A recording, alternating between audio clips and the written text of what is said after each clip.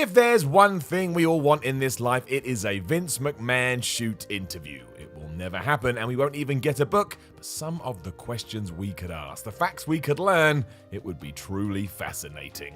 One of the first queries may be about his relationship with certain wrestlers over the years, especially those he fell out with. It's one thing to get on with the chairman of the board, but to be at odds with him, it can be quite the treacherous position. Need to know more? You got it. I'm Simon from What Culture. This is 10 times Vince McMahon screwed over his own talent. Number 10, the Montreal Screwjob. Let's get the most obvious one out the way so you can stop rolling your eyes. That's right, I see you. I have the power. I'm like He-Man. It is one of the more infamous moments in pro wrestling and did come when Bret Hart was leaving the WWE to head to arch rivals WCW.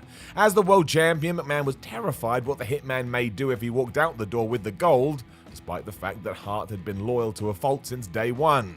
Still, Vince didn't want his major belt showing up on Nitro, so decided to get it off Bret by hook or by crook. This soon resulted in the Montreal Screwjob, a night in 1997 where McMahon told Hart one thing about the finish to his match with Shawn Michaels, while telling everybody else involved that wasn't going to be the case. It saw the Heartbreak Kid apply the sharpshooter to Hart mid-fight as Earl Hebner, the referee, rang for the bell, even though Bret hadn't submitted. A fast one had been pulled and the rest of the Survivor Series was just a nightmare. Nobody knew what was going on. The boss went on the offensive afterwards, saying that Bret screwed Bret, and amazingly this sowed the seeds for the Mr. McMahon character that would be one of the most important personas throughout the Attitude Era. It was at the expense of Hart though, who never really found his feet again, and definitely wasn't treated very well by his new employer.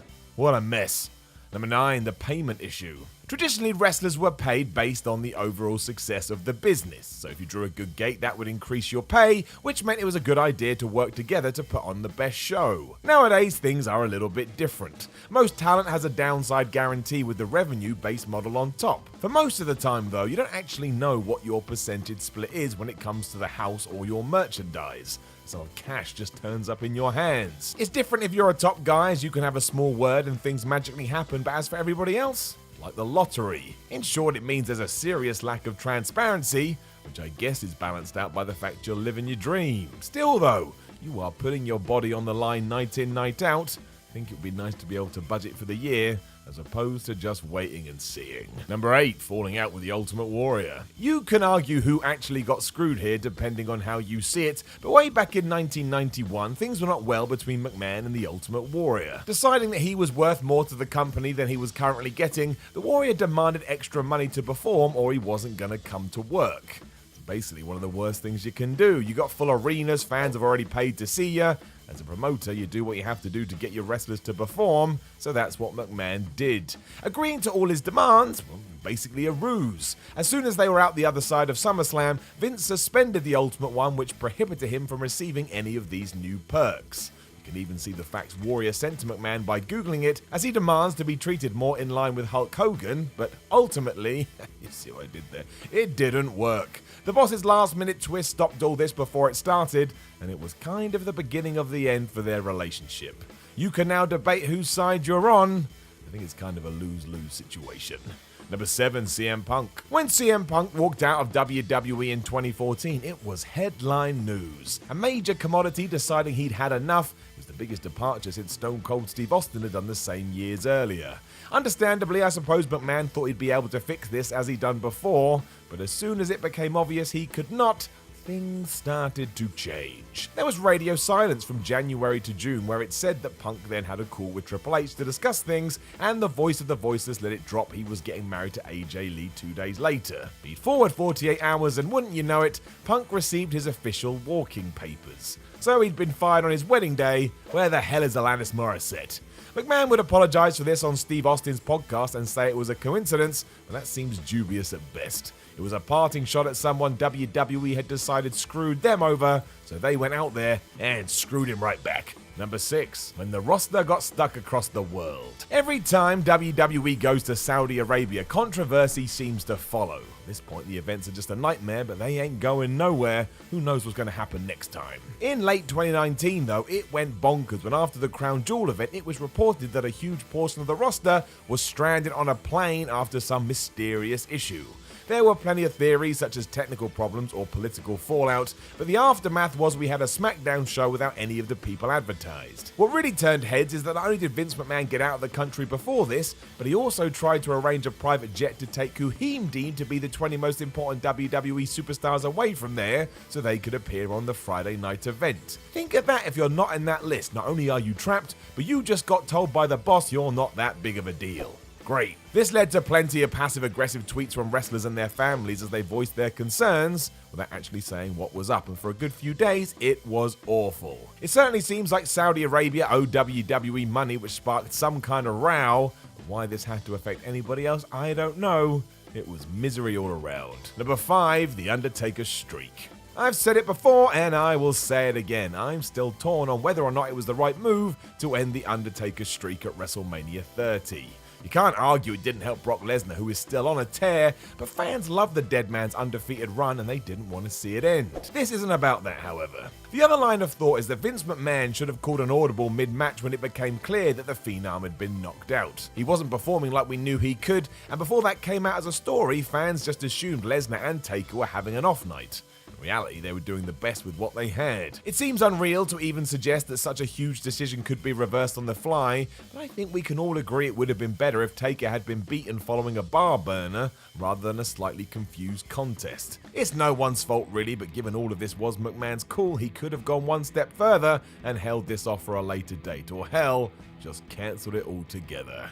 Number 4, the WWE Network. The WWE Network is still awesome even though we have forgotten that these days. Hours of nostalgic and historic content at the click of the button, it is far better than having thousands of DVDs or VHSs just hanging around your house.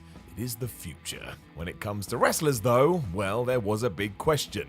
Given that a big part of their pay packet came from the selling of these videos and discs, what was going to happen when it all went online? Wrestlers kept asking the question, but there was no forthcoming answer, and McMahon reportedly even told CM Punk before he walked out of the company that they haven't figured it out yet. And it's not what you want to hear. This snowballed too because former talent also wanted to know what was going to go down. Take Rene Dupree, who you may remember. He sued WWE 2 years after the launch, asking where his damn royalties were. Eventually this was sorted with a hike in overall pay, but still nobody was told specifically what the lay of the land was.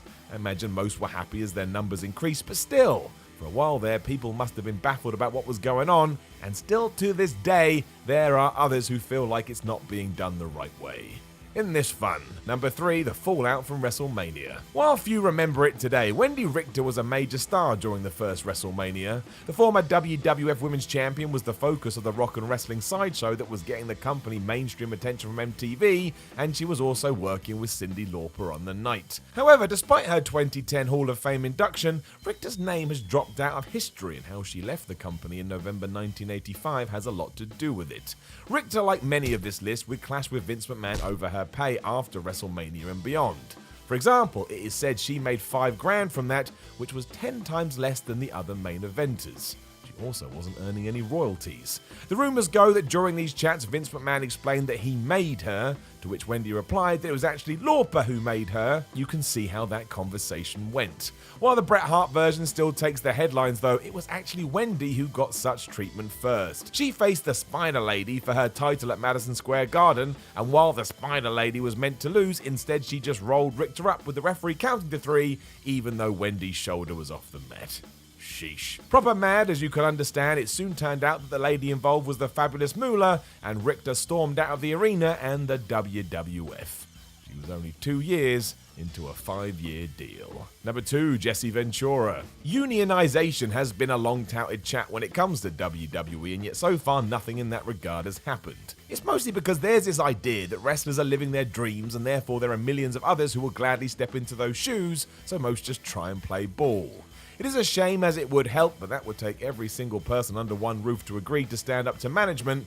That is pretty tough. It certainly seems like Vince McMahon has never been a fan of it either, for obvious reasons, which is why 2 weeks before WrestleMania 2, when Jesse Ventura led a locker room meeting where he tried to get things done, the boss wasn't pleased. The body did think he could achieve this, even though 24 hours afterwards, Vince McMahon called Jesse and tore him a new one. It's been reported that McMahon told Ventura if he ever tried this again, he would be fired. Seeing the writing on the wall, Jesse worked the show and then left the WWE to film Predator and join SAG in order to get himself a pension and health care. If you're wondering who told McMahon all about this as well, it was Hulk Hogan. Unsurprisingly, the Hulkster was pretty happy with the way things were and his comfortable top spot. Number 1, the independent contracting debate. Since the day dinosaurs roamed the earth, wrestlers have been classified as independent contractors. It means you get to choose where you work, organize your own fee, and basically do whatever you want as long as a promoter agrees. But that's not how it works in WWE, and yet you still get branded with this term.